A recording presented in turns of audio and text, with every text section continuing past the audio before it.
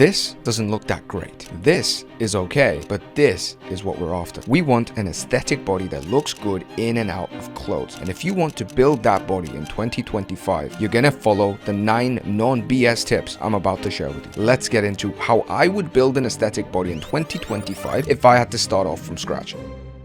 Don't listen to the gym bros. That's the first thing you gotta realize. You see, gym bros have one thing and one thing only in their mind: how to make more gains, faster gains, better gains. So they're looking for the scientifically the best exercise for the chest, the fastest way to grow your biceps, how to maximize muscle gains and protein. You start listening to this advice, all these fitness influencers and YouTubers, what starts to happen is that you think that's the missing link between me and the body that I want. Whereas what I'm telling you to focus on is something that is actually the gap between you and that body, and that is consistency. The people that look good on Instagram, on YouTube, your friends, the people that you see that actually have aesthetic physiques, I guarantee you they've been consistent with their training for a long period of time. They found a way to be consistent. They didn't find a way to hit the biceps the best way. No, they found a way to stay consistent with their training and with their diet. Whenever you come across a fitness routine, a diet plan, whatever you're thinking, don't ask yourself what's the best, fastest way. Ask yourself, what is the training schedule that I can stay consistent with? What is the training routine that I can stay consistent with? And do that. Focus on that. And be very wary of gym bro advice. You know, these meatheads in the gym, these dudes who only care about the gym and have only that going on in their life. Be very careful of their advice. Now, if you actually wanted to use my routines, because you trust me, then I do have free minimalist workout routines that are designed for exactly that,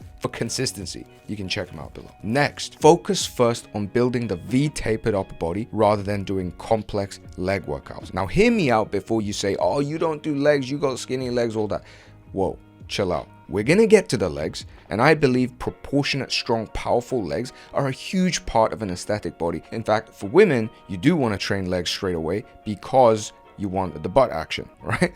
But for most guys starting out, your biggest struggle after consistency is you don't know how to train properly in the gym. You don't know how to use the right weight. You're not training with the right intensity. This is the next most important thing for a guy that wants to build muscle. You got to train with the right intensity, with the right weight, so you're actually struggling. Your last rep should look like this, should look like this. Your face should be like this. And that's what most people fail to do. They're just going through the motions, doing mediocre reps that make mediocre gains. They don't understand that these last couple of reps mean everything, and it's almost like the first 5 to 6 reps were there only so that you can get to these disgusting looking reps. So your main problem is learning the basics of gym. Now, when you start with complex leg workouts, technical movements like squats, deadlifts, good mornings, Romanian deadlifts, all these kind of things, what starts to happen is that you get confused, you start to do these things wrong, and most of all, you burn a lot of mental energy because legs take a lot out of your mental psyche. Once you've been training for a bit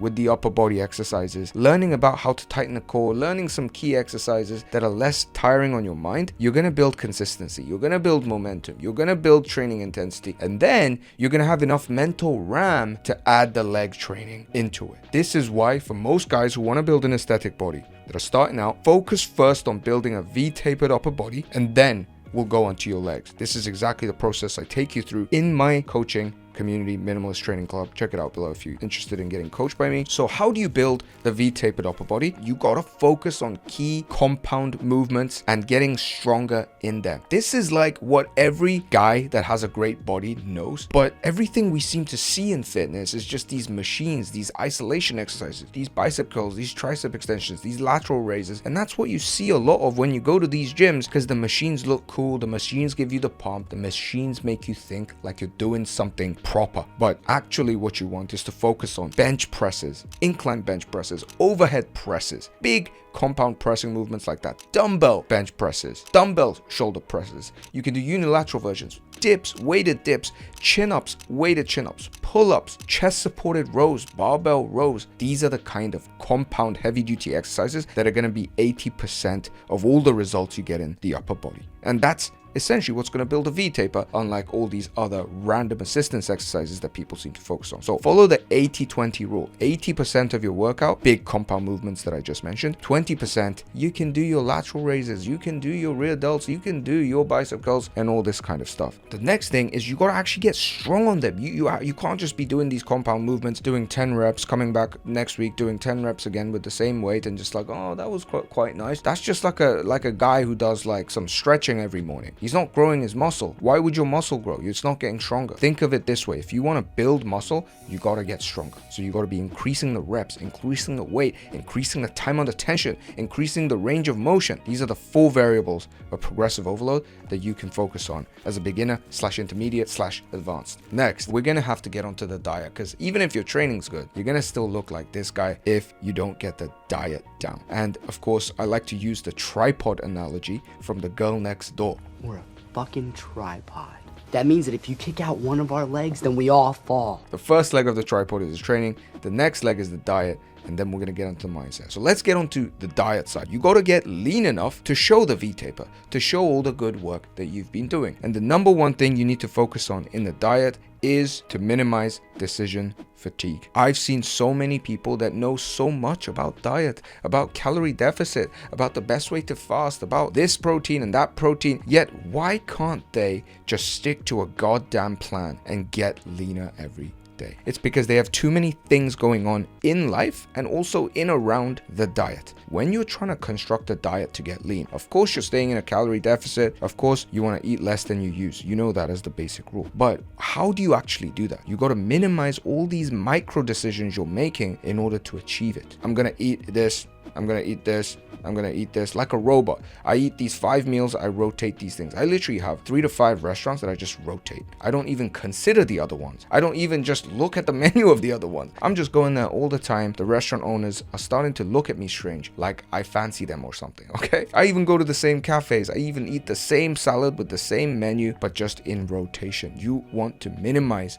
decision fatigue, because that's what's going to allow you to stick to a calorie deficit realistically over a long enough period of time to actually get lean, which is what shows the muscle we built in the first part. Next, so how do you minimize decision fatigue while actually staying in a calorie deficit? The best method I found is to use some form of fasting. There are basically 2 kinds of fasting that work for an aesthetic body. It's intermittent fasting or 1 meal a day. I've tried both and they're both super effective. If you do intermittent fasting, you're basically having 1.5 meals a day, whether it's a small lunch and a big dinner or a big lunch and a small dinner. And of course, if you eat less times in a day, what does that do? Minimize decision fatigue about what to eat. What should I have for breakfast? What should I have for lunch? All that stuff is minimized because you eat less times. You can eat bigger portions so you feel better, less stressed because you're more satiated. Do you see why fasting works? And that's not even mentioning all the other health benefits of fasting, like increased growth hormone,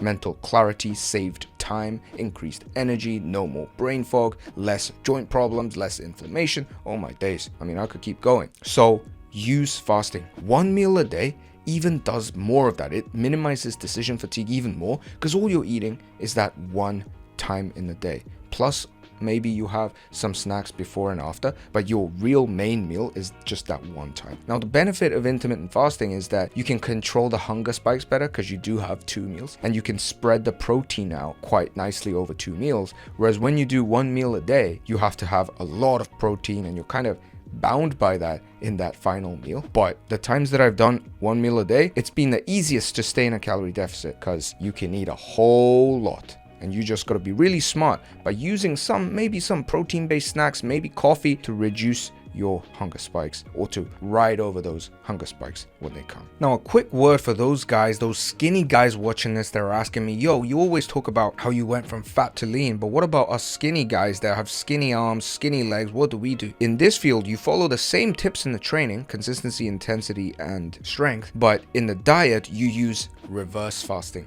What is reverse fasting? I came up with that term. It basically means instead of eating 1.5 times or 1 times a day, you eat more than normal. So 3, 4, 5 times a day. I'm not going to go into that right now, but this has been the most effective way for me to stay in a caloric surplus is to eat 3 or more times a day, 4, 5. Next, create feedback loops. What do I mean by this? Most people go about their diet without any feedback. They just kind of look at the mirror and they're like, I think I'm kind of leaner. And then they go on about another week. Oh, they check their weight once a week, twice a week. They look at the mirror once a week, twice a week. How are you supposed to know that you're heading in the right direction? How are you supposed to know that you're actually staying in a calorie deficit like you said you are when you're not checking your weight each morning, when you're not tracking your workouts, tracking your steps, tracking your calories to some extent? Those are the 4 things you need to track so you can have the feedback that you need by yourself to know that you're heading in the right direction. Let's say you are measuring your calories a little bit and you're in a calorie deficit by your measurement, but the weight's starting to creep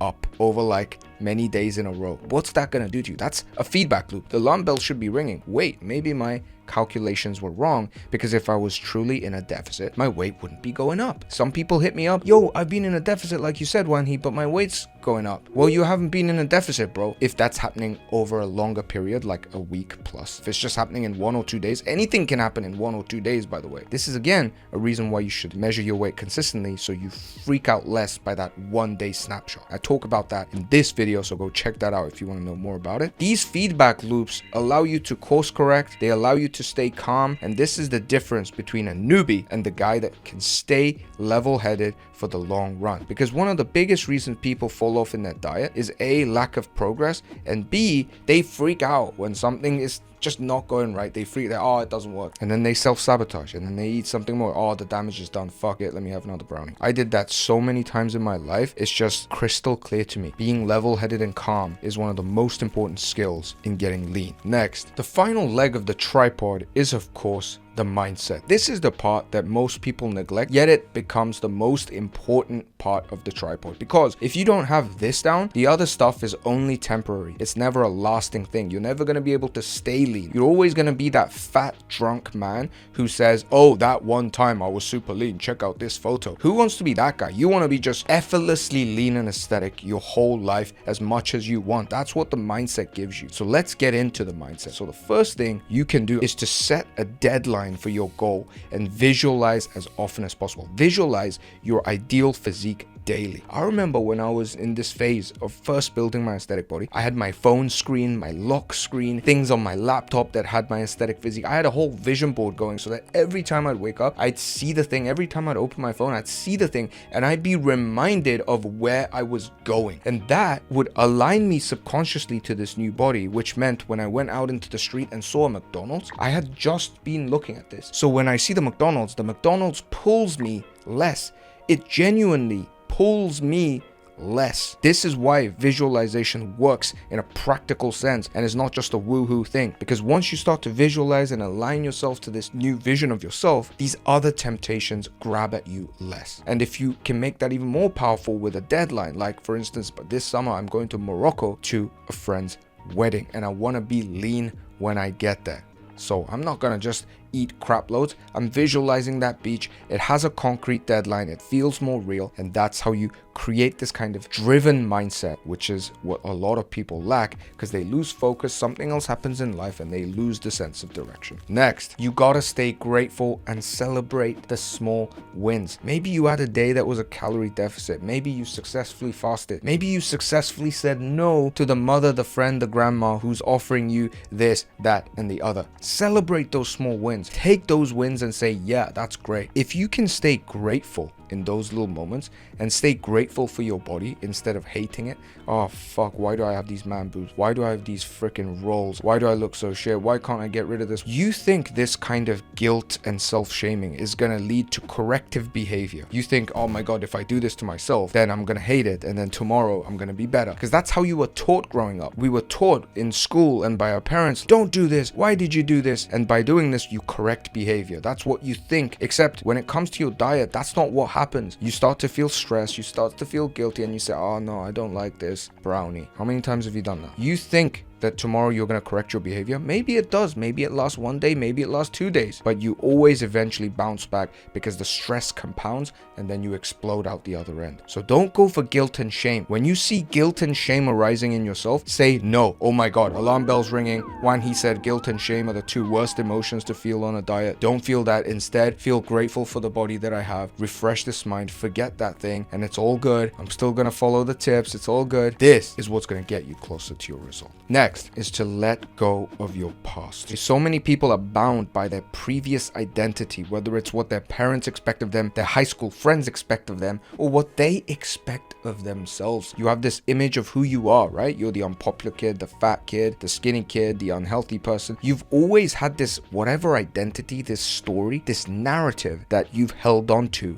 since you were young. And this narrative controls how you think. It creates your beliefs. Oh, that's something that's going to be really hard for me. That's a belief. Oh, I failed before. Diets are so hard. Oh, I'm not really a gym bro. I'm not really that athletic. I'm not going to be that strong. No, I can't really get there. These freaking beliefs that you have are there because of the life history that you've had, because of your identity. And you have to, at some level, let those things go so that you can create room for a new identity where you say, you know what? I'm not weak. I can do this. Yeah, I can do this. Screw what anybody else thinks. Like, that's the new me. This is totally doable. In fact, this is quite easy. I do this with ease. Let me prove it to you. The guy that doesn't smoke, has never smoked, and is a healthy guy, it's so easy for him to not smoke. But the guy who thinks he's a bohemian, cool, like DJ, who like smoking's like kind of cool, like whatever, man, like it's all good, innit? He would have to use so much effort to quit smoking. It's so much harder for him because of his identity and his beliefs. So you got to be able to let go of that smoker identity to become a new identity and make this entire process we've talked about easier. Now, how do you do that? You're not going to just do that over this video, are you? Because it's a mindset, it's a belief, it's an identity that has been created over years and years of your life. This is why you got to first focus on bringing awareness to what is my past self, what is my identity, what are my beliefs, and this is the kind of thing we call coaching. It happens in dialogue. It happens when you surround yourself with the right kind of environment, start to move in the right direction, and by